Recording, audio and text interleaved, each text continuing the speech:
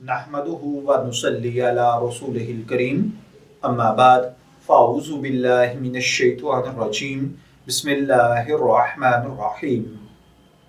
अस्सलामु अलैकुम dear viewers, आपके फेवरेट इंफॉर्मेटिव चैनल शऊर इन्फो से मैं हूं प्रोफेसर शब्बीर अहमद। हमारा आज का टॉपिक है हालत जनाबत में मस्जिद में दाखिल होना। ये एक भाई हैं जिन्होंने सवाल किया है कि वो कहते हैं कि मैं अपने दोस्त के साथ मस्जिद में हालत जनाबत में यानी नापाकी में दाखिल हुआ और जमात के साथ नमाज अदा की, ये जानते हुए भी कि मैं गलत कर रहा हूँ। मेरे दिल में था अगर नमाज नहीं अदा की तो लोग क्या कहेंगे, मुझसे ये गुनाह सरजद हुआ है, अब मेरे लिए क्या हुक्म है।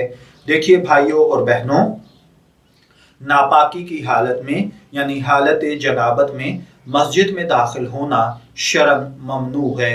अगर कोई जनाबत की हालत में गुस्ल किए बगैर जानबूझकर मस्जिद में दाखिल होता है तो गुनाहगार है।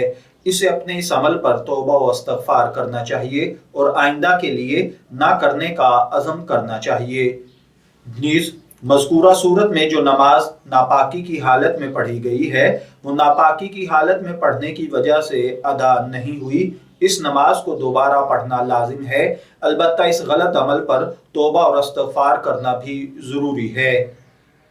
मैं दुआ गो हूँ कि अल्लाह ताला हमें इन बातों को समझकर इनके मुताबिक अमल करने की तौफीक अता फरमाए। शब्बीर अहमद को इजाज़त दीजिए, फिर हाजिर होंगे किसी नए टॉपिक के साथ। तब तक के लिए अल्लाह हाफिज़।